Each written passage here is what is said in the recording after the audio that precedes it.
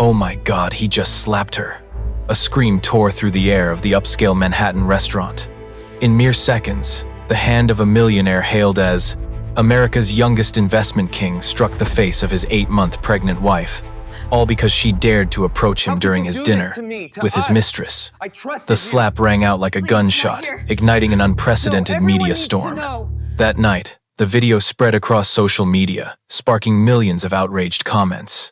By morning, as a black Bentley pulled up to the Manhattan courthouse, every camera was ready.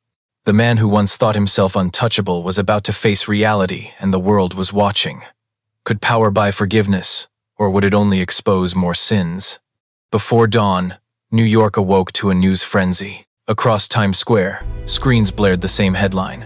Millionaire Ethan Cole, Wall Street's most powerful young investor, under investigation for assaulting his pregnant wife. The chaotic sounds of car horns, murmurs, and flashing media lights wove into a jarring symphony. In her Park Avenue penthouse, Isabel sat quietly by the window.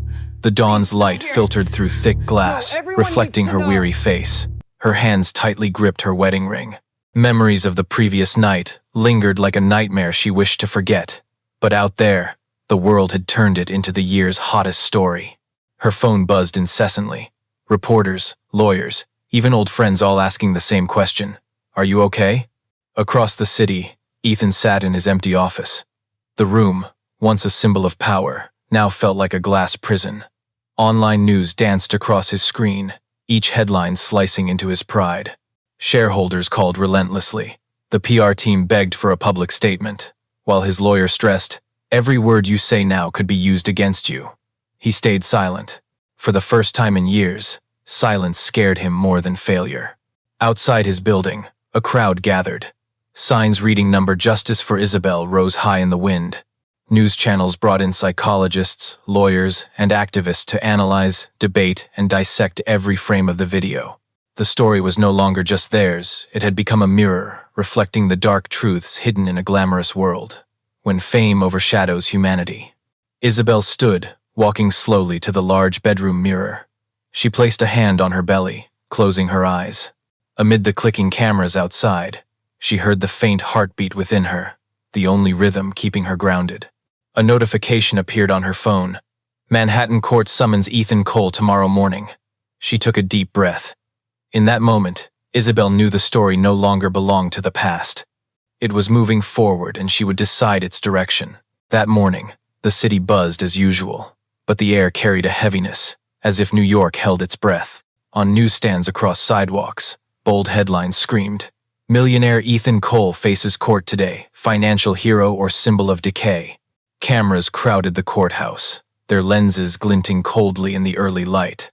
Inside, footsteps echoed like a countdown to an inevitable morning. Ethan sat in his car, staring out through tinted glass. Flashing lights pierced the haze, and for the first time, he no longer saw them as signs of success. He recalled standing on conference stages, his confident smile reflected on giant screens. Now, that smile had become evidence of a different man, distant, cold, arrogant. His lawyer whispered, "Today isn't about saving your reputation. It's about salvaging what dignity you have left." The words made Ethan lower his head, as if hearing his conscience's true voice for the first time. Meanwhile, across town, Isabel sat with her lawyer in a small room, soft light spilling over a wooden table. She stared silently at the neatly arranged documents before her. People told her, "You did the right thing by speaking out." But in her heart, she felt no victory, only a deep emptiness. She never wanted to be a symbol, nor to have her private life dissected publicly. She just wanted peace. Outside, social media raged.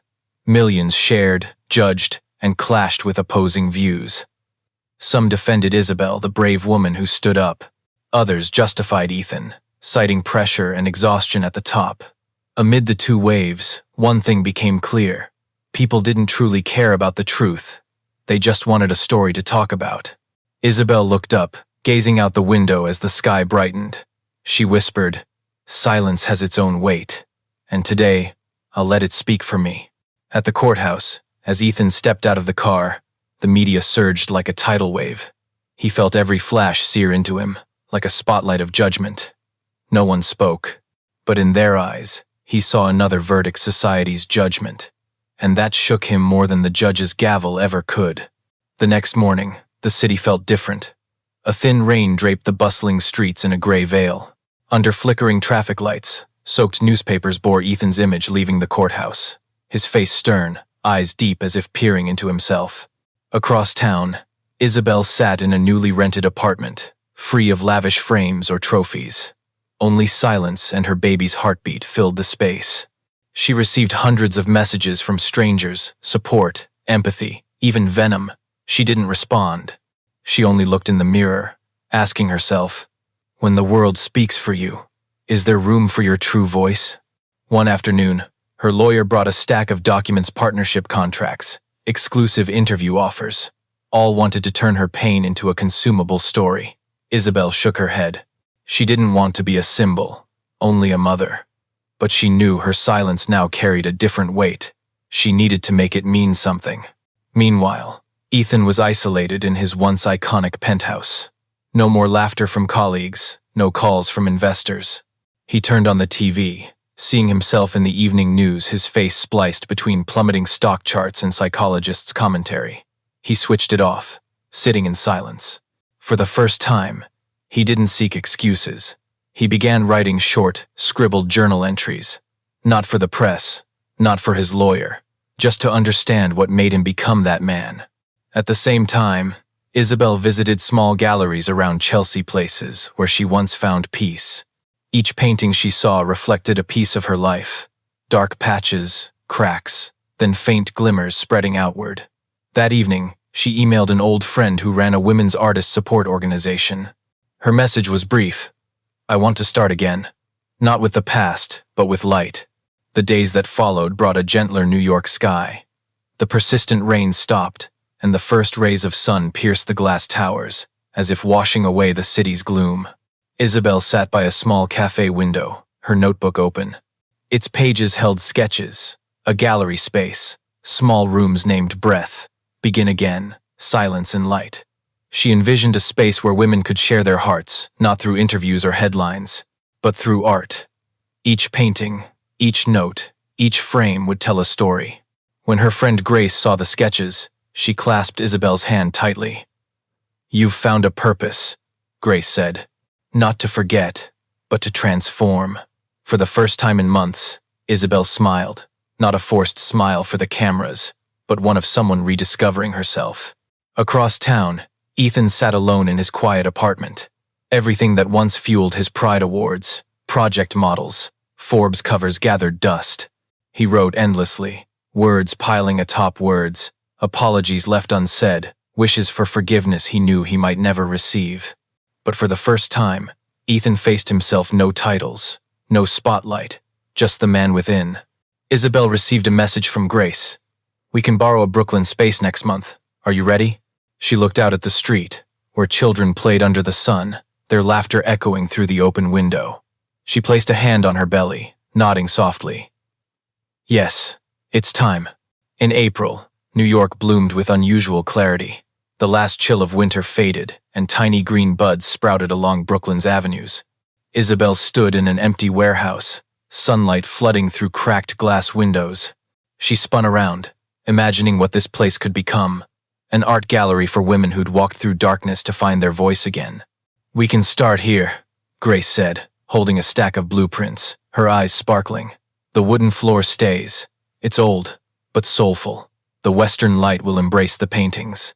Isabel smiled. She envisioned the walls alive with art, faces gathering to light up the space.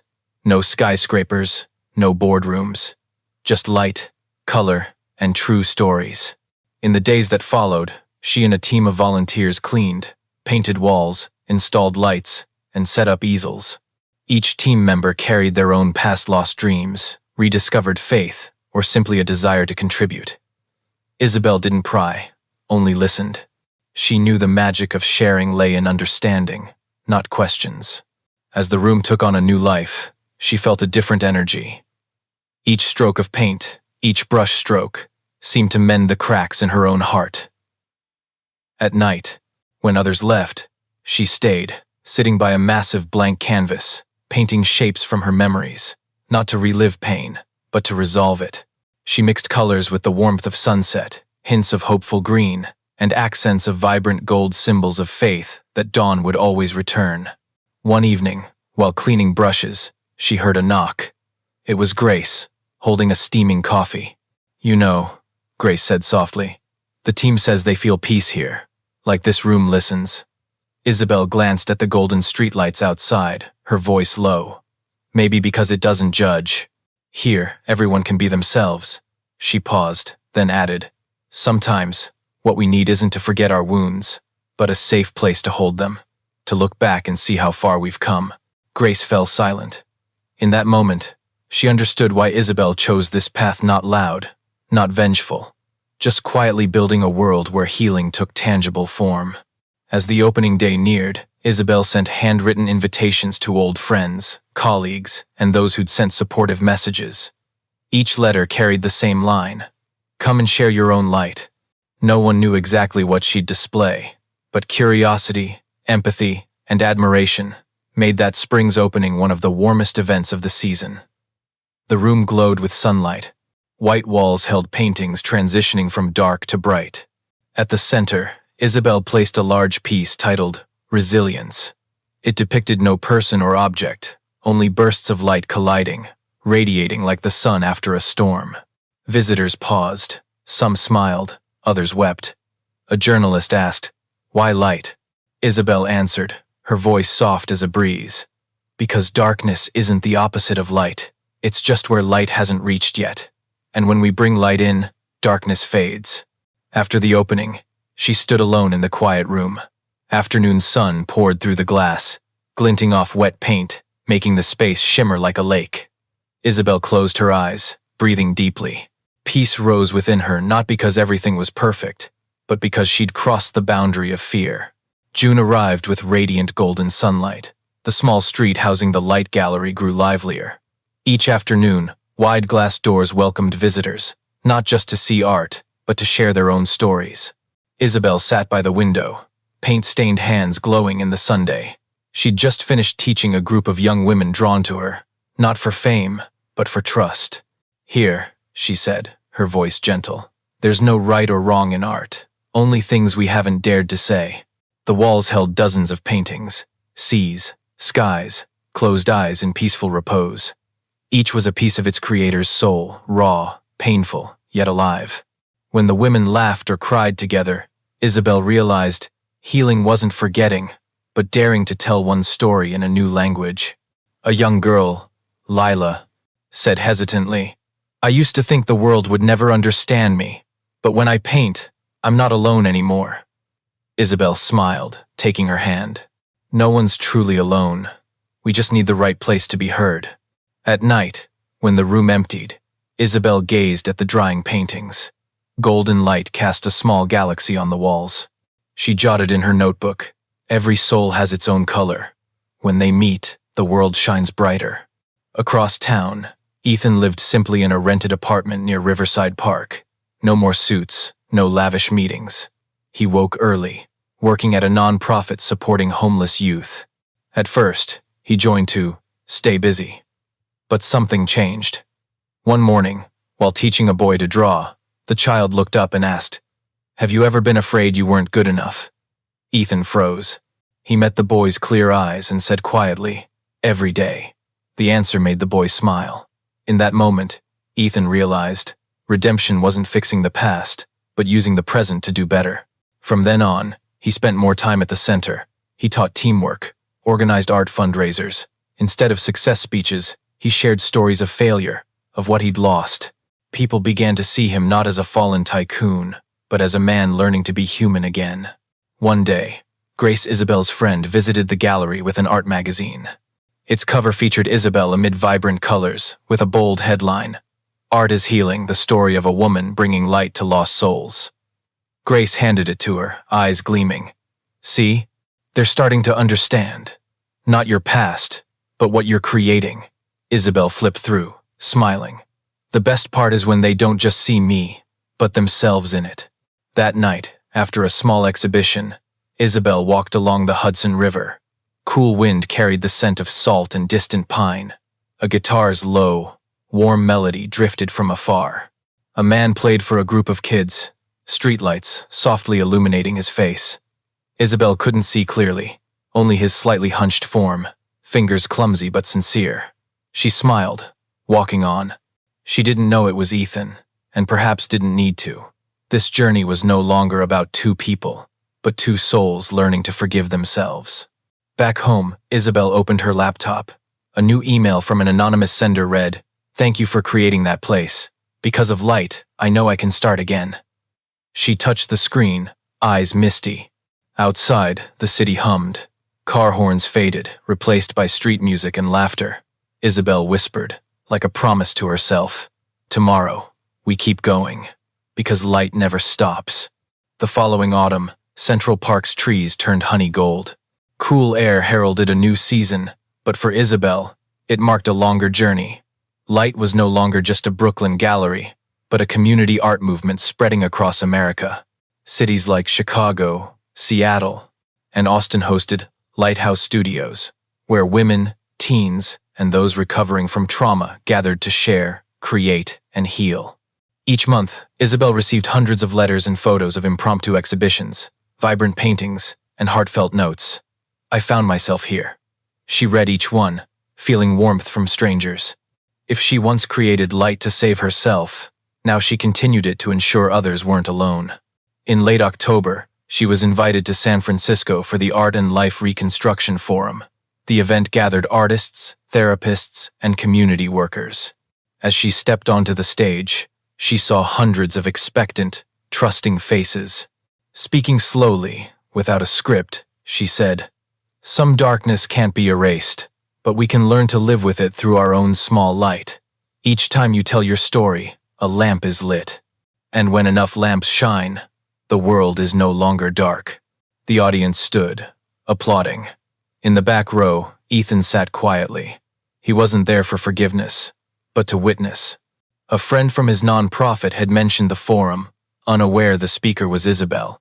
He'd hesitated before entering, heart pounding as her voice filled the mic, still warm, resolute, now carrying a strange strength, the power of someone who'd let go of resentment. After her talk, he didn't approach. He stood outside, watching the crowd swarm for photos and autographs. As Isabel left, she caught a familiar glance in the crowd, brief, but enough to stir her heart. No words, no tears, just a slight nod, as if both acknowledged the past was closed. That afternoon, Isabel walked along San Francisco's coast.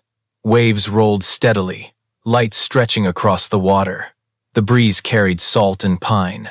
She slipped off her shoes, letting cold sand touch her feet, laughing softly.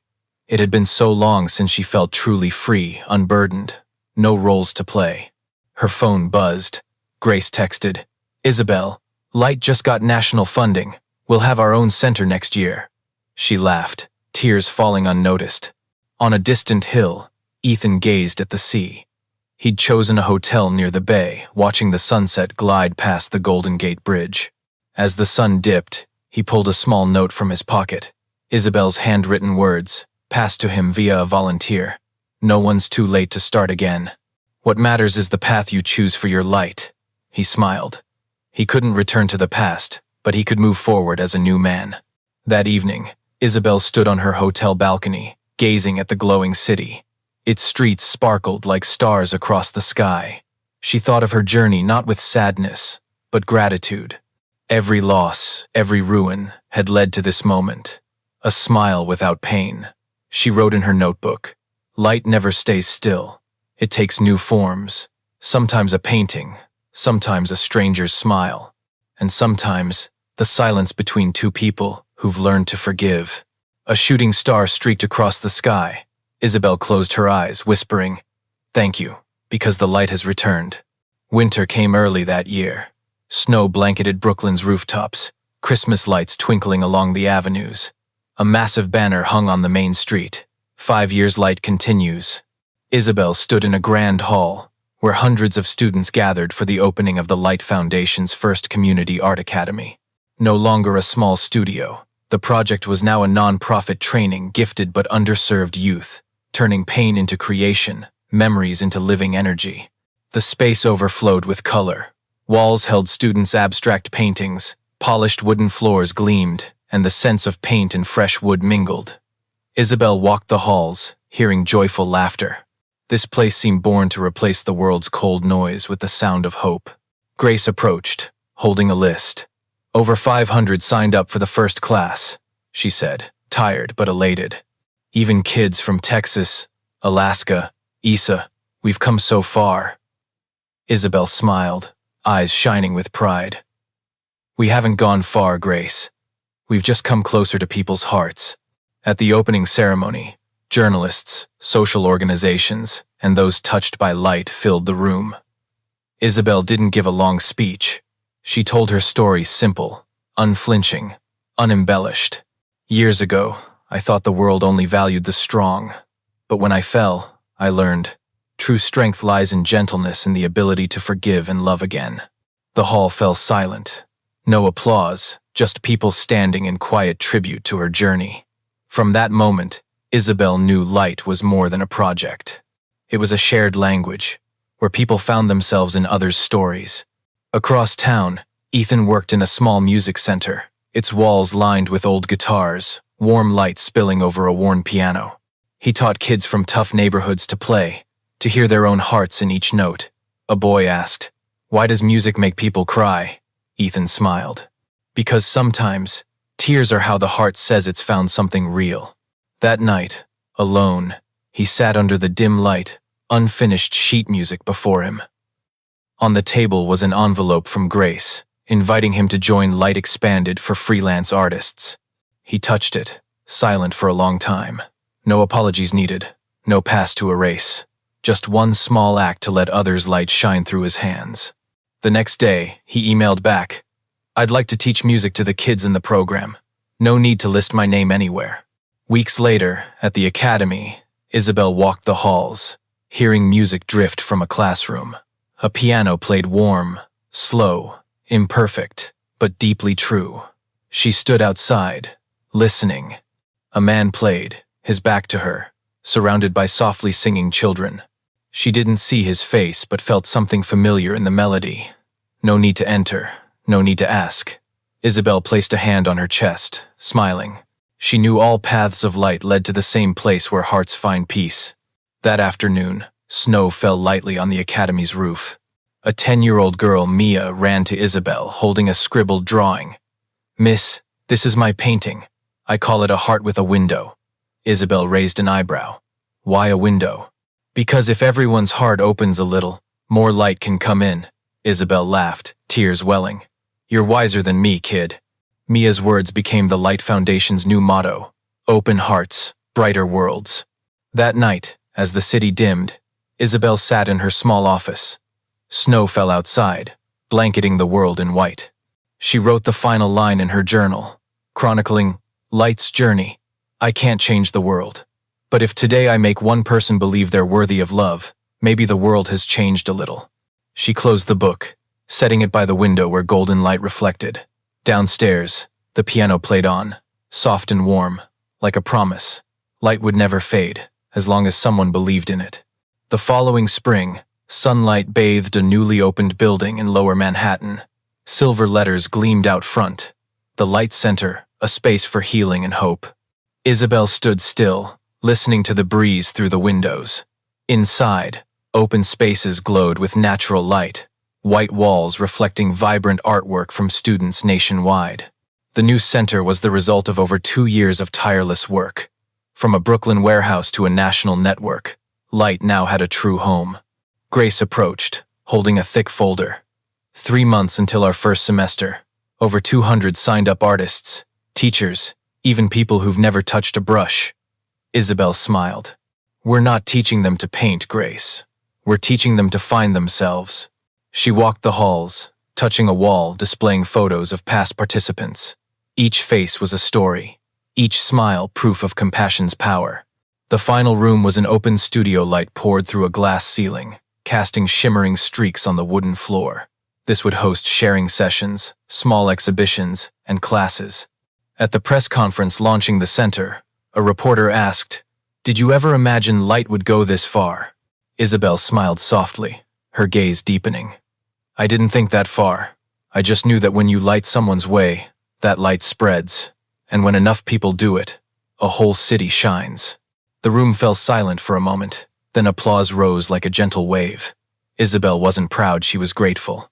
This path wasn't hers alone, but the result of countless hands and hearts sharing one belief. Everyone deserves to heal. In the back of the room, Ethan sat quietly. He hadn't registered or announced himself. He was there as a volunteer, helping move supplies and artwork.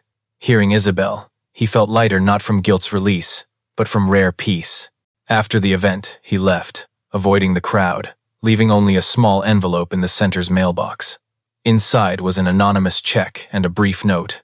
For those still seeking their light. Days later, the Light Center buzzed with activity. Students arrived from everywhere. The jobless, college kids, single mothers, veterans. They sat around wooden tables, holding brushes and pens, sharing small life stories. Isabel was there, not as a teacher, but a listener. She didn't correct paintings or judge strokes. She only asked, "What does this painting make you feel?" And when they answered with smiles or tears, she knew the center had fulfilled its purpose. One evening, she found the envelope in the mailbox. She read the note, pausing for a long time. She didn't need to guess who sent it. She didn't call or write back. She only touched the paper, whispering, "Thank you for sending your light here." In May, the center hosted its first exhibition, The Human Light. Hundreds of paintings lined the walls, each a fragment of hope. Isabel walked among them, heart full. She met students from the first Brooklyn class, now guides, storytellers, creators. An elderly reporter approached, asking quietly, "Do you ever think about resting? You've done so much for others." Isabel smiled. "Actually, when I help someone find their light, I'm illuminated too. The only way to keep light is to keep sharing it." Night fell, the center's lights glowing brightly in the city. Isabel stood at the second-floor window, watching passers-by. She no longer felt weighed down by the past. It was like a finished painting, dark patches, bright streaks. But together, they gave it depth. She wrote in her journal, "I'm not seeking a happy ending. I just want every day to hold a small beginning. And if someone asks where the light is, I'll point to them and say, it's right there." 18 months after the New York Center's opening, Isabel stood in the Grand Hall of Geneva's International Art Institute. The glass building reflected a pale blue sky. Outside, flags from over 30 nations fluttered, like strokes in a vast painting. The event, The Light Beyond Borders, was her first international conference, uniting artists, psychologists, and activists to share how inner light connects people across cultures, religions, and pasts. Before the ceremony, Isabel stood in the preparation room, admiring a white silk scarf around her neck, a gift from Grace. "You've come so far, Isa," Grace said, voice trembling with emotion. Isabel replied softly, "We've come together. I just carry everyone's light." As the opening music played, the 1,000-strong audience stood. The giant screen replayed Light's Journey, from a Brooklyn warehouse to classes in Seattle, Chicago, then new centers in Lisbon, Seoul, Buenos Aires. Images of ordinary people, smiles, trembling hands holding brushes. Each frame proved art could heal what time couldn't. When Isabel took the stage, the room hushed. She smiled, light reflecting in her deep eyes. "I once thought freedom was doing what you want. Now I know freedom is when you're no longer caged by what hurt you." The room fell silent, then applause roared like waves. Isabel continued, "Forgiveness doesn't mean forgetting. It's looking at the past without letting your heart break again." A young woman in the front row sobbed, standing to hold up a photo of an art class in Kenya, where they painted refugee camp walls with bright colors. "Thank you, light. Because of you, we know we can still dream." Isabel smiled, her heart full. In that moment, she knew. Light had outgrown her hands. It was the world's flame of freedom. That evening, after the program, Isabel, Grace, and old students sat by Lake Geneva. The moon reflected on the water, cool breezes carrying lavender's scent. Lila, now a renowned painter with her Whispering Walls collection, asked, "Isabel, do you ever regret it? If you could choose again, would you want a life without pain, without upheaval?" Isabel gazed at the lake, where small ripples gleamed like candles. "No, she said slowly. Without darkness, I wouldn't know how vital light is. And without falling, I wouldn't have learned to stand without resentment. Silence fell, a serene peace spreading. Grace raised her glass, voice choked. To light, and to those who dared find it. They clinked glasses, the crystal chiming like music in the night. In New York, Ethan was at the Light Center, helping teens paint a mural, a giant sun of countless colored strokes. A girl asked, "Do you know Isabel? She's amazing." He smiled softly. "I do. She taught me something I couldn't learn in a lifetime." "What's that?" "That no one's born perfect, but everyone can be better than yesterday." He turned away, feeling a peace he'd never known. In that moment, Ethan understood. Forgiveness sometimes needs no words or handshakes. It's living better to prove another's light still shines in you. Late that night, Isabel opened her hotel window, gazing at Geneva's sleeping city. Under moonlight, her reflection in the glass showed a new woman. Calm, free, grateful. She wrote in her small notebook, "Tomorrow, I return to New York. Some need my light, and some places, I still need to find light for myself." The breeze flipped the pages. She smiled, not from sadness or pride, but from being whole in the present. Her flight from Geneva landed at JFK in the early morning mist. New York was as loud and hurried as ever. But to Isabel, it felt softer, less chaotic, less heavy. She stood in the arrivals hall, coffee in hand, watching people pass, smiling. This was where it all began. A year and a half away, light had grown beyond expectation. But with fame came quiet pressures. Sponsors wanted commercialization. Some artists sought to brand light globally. Isabel knew, if careless, the original humane flame could be swallowed by profit and fame, what she'd once seen and feared most. Her first day back at the center, she entered the familiar space. Paintings still hung, but new paint and bright lights felt slightly foreign. Grace greeted her, face radiant yet tired. "We've got 2 international partnership offers," Grace said, "and a new fund wants to rename the center for branding." "The Light Center by Aura Group sounds pretty chic." Isabel smiled, shaking her head. "Light can't have a brand, Grace. It only has people." Grace fell silent. Isabel's answer was firm, not cold. She wasn't against growth, she just wanted to preserve the project's soul, born from pain, compassion, and a desire to heal, not marketing campaigns. Over the next days, Isabel spent time with old students. She visited classes, talked, listened. A former office worker now taught kids to paint in the Bronx.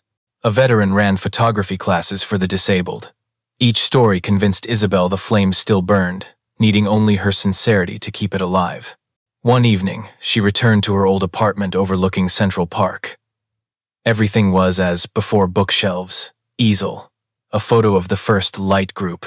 She turned on the lamp, opened the window, letting cold air rush in. On the table, her unfinished notebook lay open. She added a line, "When light grows, it needs more humility than ever." Across town, Ethan worked at Open Hands, a non-profit. He ran a new program using music and art to help teens recover from trauma. Though no longer tied to finance, he felt richer than ever, not in money, but purpose. One afternoon, helping kids set up an exhibition, the manager approached with an invitation. "Isabel Caldwell's giving a talk at the center next week," she said. "Wanna go?" Ethan paused. He hadn't heard her name spoken publicly in a while. He looked at the paper, heart stirring not from the past, but gratitude for the woman who helped him see himself again, without a word. The day of the talk, the hall was packed. Isabel appeared simply in a beige sweater, hair tied back. No grand stage lights, just her, a mic, and a circle of listeners. She spoke of Light's journey, how a small idea could save thousands if fueled by faith. Closing, she said, "Sometimes, light doesn't come from who ignites it, but from those it illuminates. I only carried a small lamp, and the world taught me how to keep it burning." Applause thundered. In the back, Ethan quietly stood, unnoticed. He watched her a moment, then stepped outside. New York's afternoon sky blazed pink, reflecting on the Hudson. He paused, breathing the salty breeze, feeling lighter. He didn't need to meet her. In some way, they were still walking together, 2 souls lighting each other from afar. That night, Isabel sat by her window, gazing at the glowing city. Grace texted, "You spoke beautifully today. Someone stood in the back the whole time, looked familiar, but I couldn't place them. Isabel smiled, not replying. She wrote in her notebook, "Light doesn't need to be seen to exist. It only needs to spread, even in silence." She closed the book, blew out the candle on her table. The room darkened, lit only by the city's faint glow through the curtains. In that stillness, Isabel felt clearly. Every loss, transformed, becomes the best thing we leave behind. 5 years after the Brooklyn Gallery opened, the Light Center was a haven for those seeking peace, a symbol of hope in bustling New York. Tonight, the building glowed softly gold. On the rooftop, the Circle of Light exhibition unfolded. Paintings, photos, and music from hundreds of artists formed pieces of one story. Every darkness could become art, if seen with a bright heart. Isabel stood at the entrance in a simple white dress. Her long hair flowed, eyes reflecting the calm of someone who'd weathered storms. No media lenses, no clamor of fame, only real people, real smiles. Grace approached, hugging her tightly. 5 years, Issa. Can you believe it? Isabel smiled. I don't count by years, Grace. I count by the hearts we've lit. The exhibition began with a light and music performance. Walls projected Light's journey from Brooklyn to Geneva, then worldwide. When the film ended, the room hushed, only breaths and quiet tears remained. Isabel took the stage, her voice warm and soft. 5 years ago, I was just someone trying to find myself. Today, I realize when one person dares to heal, they teach the world to love again. She paused, scanning the room, familiar faces, those who'd walked with her from the start. In the back, a man stood silently. No one noticed him, only light reflecting off the glass, casting onto his pensive face. Isabel recognized him almost instantly, though years had passed. No coldness, no proud gaze, only the stillness of a man who'd learned humility. Their eyes met across the crowd. No words needed. A nod said it all. We've come far, but the light remains. After the ceremony, Isabel stepped onto the rooftop. A gentle breeze carried lavender from the small garden she'd planted at the center's opening. Under moonlight, the city sparkled like a sea of stars. A voice spoke softly behind her. New York's never been this quiet. She turned. Ethan stood a few steps away. Light from decorative lamps reflected in his eyes, not the glow of glamour, but of someone who'd learned what matters. Hello, Ethan, she smiled. Hello, Isabel. A warm silence passed, like a long breath after years of quiet. Ethan looked around, then said softly, I just wanted to say, thank you. Not for forgiving me, but for keeping light in this world. Because of it, I learned how to live, Isabel replied, her voice like a breeze. No one keeps light for themselves, Ethan. It passes through us, then spreads to others. You're doing that too.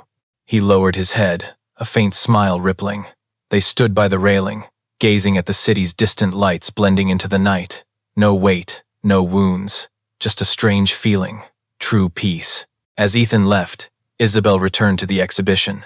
A new painting stood at the center, a collaboration by hundreds of students worldwide, titled We Are Light.